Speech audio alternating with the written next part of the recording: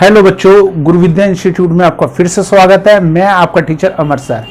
आज आपके लिए लेकर आया हूं बेटे, नॉन प्रॉफिट ऑर्गेनाइजेशन में एडजस्टमेंट कैसे करते हैं। नॉन प्रॉफिट ऑर्गेनाइजेशन में एडजस्टमेंट करना एक बहुत मुश्किल काम होता है। हालांकि ये चीज मैं ऑलरेडी नॉन प्रॉफिट ऑर्गेनाइजेशन का वीडियो नंबर 2 में समझा चुका हूं, लेकिन कई स्टूडेंट ये कहते हैं कि केवल हमें एडजस्टमेंट को अच्छी तरह से समझना है। तो मैं उसी वीडियो का एडजस्टमेंट का पार्ट मैं आज दोबारा री इंट्रोड्यूस कर रहा हूं, ताकि अगर कुछ बच्चे केवल एडजस्टमेंट को दोबारा देखना चाहें तो उनको पूरा वीडियो ना देखना पड़े। लेकिन मेरी यही एडवाइस है, जिस बच्चे को कुछ नहीं आता नॉन प्रॉफिट ऑर्गेनाइजेशन का, कि रेवेन्यू रिसिप्ट किसे कहते हैं, कैपिटल रिसिप्ट किसे कहते हैं, इनकम एंड एक्सपेंडिचर अकाउंट कैसे बनाया जाता है, तो वो मेरा नॉन प्रॉफिट ऑर्गेनाइजेशन का वीडियो नंबर 2 जरूर देखे। ठीक है जी। और जो बच्चे रिवाइज करना चाहता है एडजस्टमेंट की, वो बेशक ये वीडियो देख ले। ये जो वीडियो है वो ये पार्ट उसी में से लिया गया है। अगर वो बड़ा पार्ट है, ये उसका छोटा पार्ट है। अगर किसी बच्चे को डिटेल में समझना है तो वो नॉन प्रॉफिट ऑर्गेनाइजेशन का वीडियो नंबर 2 देखे। और जिस बच्चे को रिवाइज करनी है, केवल एडजस्टमेंट की रिवाइज करनी है, वो ये मेरा वीडियो देखे। तो अब ज्यादा नहीं देर करते, हम इस वीडियो को स्टार्ट करते हैं, जिसके अंदर एडजस्टमेंट समझाया गया है और बहुत अच्छी तरीके से समझाया गया है। आप जरूर देखिए वीडियो।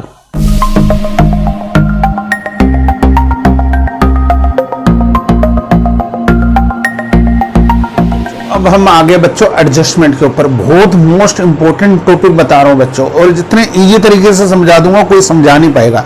चलिए, हमारे पास टेबल आ गई है और टेबल वाले तरीके से आपको बिल्कुल आसानी से समझाऊंगा। ध्यान से देखिए। तो बच्चों, अभी तक हम एडजस्टमेंट का मतलब क्या होता था, एडजस्टमेंट वो चीज होती है जिनको हम प्लस माइनस करते हैं।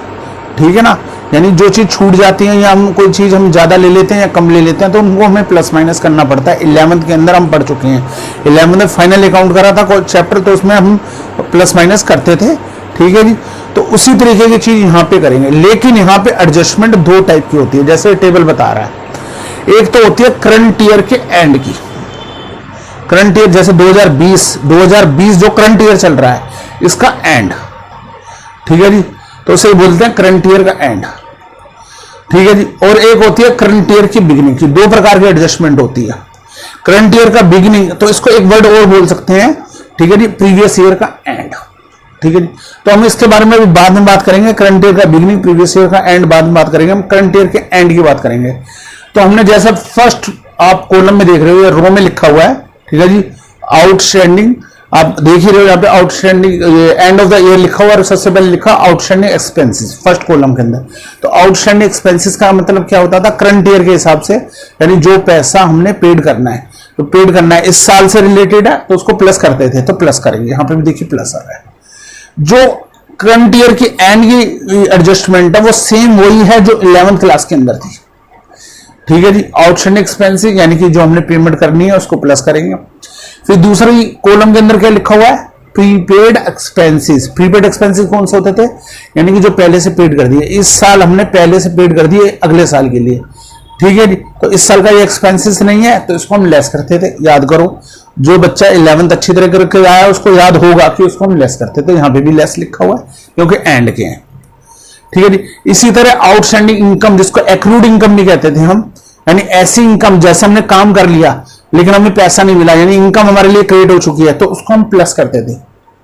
यहाँ पे भी प्लस लिखा हुआ है अगर आउटस्टैंडिंग एंड है। ठीक है जी, करंट ईयर की एंड है। इसी तरह रिसीव्ड इन एडवांस इनकम, यानी अगले साल की इनकम पहले से ले ली, काम नहीं करा, तो उसको लेस करते थे। तो ये पहली जो रो में देखा रखी है एडजस्टमेंट, सेम वही है जो 11th में थी, घबराने की जरूरत नहीं है। ठीक है जी। अब नीचे है बिगिनिंग ऑफ द ईयर, या जिसको प्रीवियस ईयर का एंड कहते हैं। ये एडजस्टमेंट उल्टी हो जाती है, जो हम सीख चुके हैं ऑलरेडी उससे उल्टी हो जाती है। यानी जो चीज जमा कर रहे थे माइनस करेंगे, प्लस कर रहे थे माइनस कर रहे थे, माइनस कर रहे थे तो प्लस करेंगे। इसका मतलब क्या होता है, मतलब भी समझाता हूं मैं। प्रीवियस ईयर के एंड में, यानी पिछले साल आउटस्टैंडिंग थी। ठीक है जी। तो पिछले साल आउटस्टैंडिंग थी, तो इस साल हम क्या करेंगे, यानी कि पिछले साल के जो आउटस्टैंडिंग थे हमने वहां प्लस कर दिए थे, हमें पैसा मिलेगा।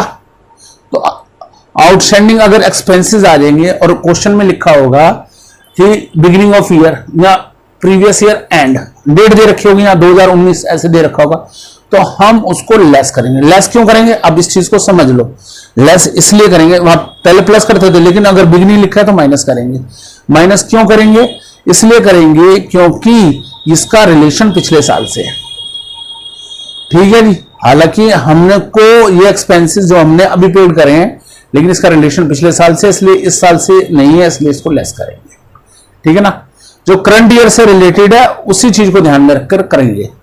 देखिए क्वेश्चन में लिखा हुआ आउटस्टैंडिंग रेंट, ठीक है ना, 2019, अब 2020 में हो, और ये तो जो रेंट तो हमने इस साल दिया है, लेकिन है 2019 का, तो उसको माइनस करेंगे। ठीक है जी, इसी तरह प्रीपेड एक्सपेंसेस को माइनस करते थे, अगर बिगिनिंग ऑफ द ईयर लिखा है या 2019 लिखा है, पिछले साल का लिखा है, ठीक है जी, तो हम उसको प्लस करेंगे। सेम बात, पिछले साल हमने पेड कर दिए थे, लेकिन इस साल ये एक्सपेंसेस है इसलिए ऐड कर रहे हैं। इस तरह आउटस्टैंडिंग इनकम है, जिसको एक्रूड इनकम ही कहते हैं, तो एक्रूड इनकम को क्या करेंगे हम, एक्रूड इनकम को हम माइनस करेंगे। वही इनकम हमें मिल गई इस साल की, लेकिन है इस साल की नहीं, पिछले साल की, इसलिए माइनस करेंगे। और इसी तरह रिसीव्ड इन एडवांस बिगिनिंग को, ठीक है जी, हम क्या करेंगे, प्लस करेंगे। एंड वाले को माइनस करते थे, प्लस करते हैं, प्लस करेंगे। याद करने का सिंपल का तरीका, जो एंड में करते थे, पहले 11th में हमने प्रैक्टिस कर रखी है काफी इसकी, जो हम एंड का मतलब जो हम ऑलरेडी 11th क्लास में सीख चुके हैं, और अगर क्वेश्चन में बिगिनिंग आ जाता है या प्रीवियस आ जाता है तो उसका हम उल्टा इफेक्ट करेंगे। सही है जी। अब ये एडजस्टमेंट क्या करेंगे बच्चों, तो एडजस्टमेंट ये क्या होता है, जो आउटस्टैंडिंग एक्सपेंसेस हैं या प्रीपेड एक्सपेंसेस हैं, तो मैं चार्ट की तरफ दिखला देता हूं। ये चार्ट आ गया और ये एक्सपेंसेस वाला चार्ट आ गया। इसके अंदर आप देख रहे हो कि मैंने लिख दिया यहां पे, ये देखो लेस येलो कलर से, ठीक है जी, लेस कर देंगे, क्या कर देंगे, outstanding expenses beginning of year, और ऐड कर देंगे outstanding expenses end of year. इसी तरह प्रीपेड एक्सपेंसेस जो करंट ईयर के होंगे वो लेस करेंगे, और prepaid expenses beginning of year के होंगे प्लस करेंगे। क्वेश्चन के अंदर किसी भी आइटम की अगर एडजस्टमेंट दे रखी होगी तो ये एडजस्टमेंट हमें ध्यान रखनी पड़ेगी। ठीक है जी, टेबल को ध्यान रखना, टेबल मैंने पीछे दे रखी है, उसका एक आप स्क्रीनशॉट खींच लेना, उस टेबल को ध्यान में रखना आप। ठीक है जी।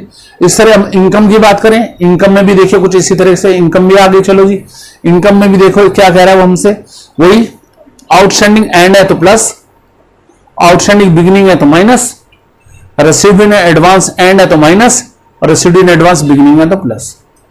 ठीक है जी। तो जब ये एडजस्टमेंट कर लेंगे जब हम, ठीक है जी, दोबारा समरी अप कर देता हूं, रेवेन्यू रिसिप्ट्स इधर आके इनकम बन जाती है, रेवेन्यू पेमेंट इधर आके एक्सपेंडिचर बन जाती है, और जो एडजस्टमेंट होती हैं उन एडजस्टमेंट को हम प्लस माइनस कर देते हैं। अब टोटलिंग कर लेंगे। टोटलिंग करने पर अगर इनकम साइड ज्यादा है तो उसको नेट प्रॉफिट नहीं कहा जाता, इसको सरप्लस कहा जाता है, क्योंकि ये नॉन प्रॉफिट ऑर्गेनाइजेशन है, ये नॉन प्रॉफिट ऑर्गेनाइजेशन है, तो सरप्लस है, उसके लिए नाम चेंज हो गया। मतलब नेट प्रॉफिट ही है, लेकिन हम उसको नाम बदल रहे हैं, हम सरप्लस कह रहे हैं। वो उसको प्रॉफिट कमाना उद्देश्य तो होता नहीं, प्रॉफिट बोलती भी नहीं, इसलिए उसको सरप्लस बोलती है वो। Excess profit over excess income over expenditure. इस तरह कई बार क्या होगा क्वेश्चन के अंदर, एक्सपेंडिचर ज्यादा होंगे इनकम से, तो फिर क्या आ जाएगा, डेफिशिट आ जाएगा, तो बाय डेफिशिट लिख देंगे, दोनों में से कोई एक चीज हो जाएगी, एक्सेस एक्सपेंडिचर ओवर इनकम। ठीक है जी, तो आपको समझ आ गया होगा, ठीक है जी, कि इनकम एंड एक्सपेंडिचर अकाउंट कैसे बनाते हैं। रेवेन्यू रिसिप्ट से इनकम, रेवेन्यू पेमेंट से एक्सपेंडिचर, रेवेन्यू रिसिप्ट से इनकम, रेवेन्यू पेमेंट से एक्सपेंडिचर, और जो एडजस्टमेंट है वो एडजस्टमेंट को प्लस माइनस करना होता है। एंड की जो एडजस्टमेंट होती है वो सेम है, वो 11th क्लास की, और जो बिगिनिंग की रहेगी या प्रीवियस ईयर की होगी उसका इफेक्ट उल्टा हो जाता है, जो हम ऑलरेडी 11th क्लास में पढ़ चुके हैं, और इस तरह हम सरप्लस या डेफिसिट निकाल देते हैं।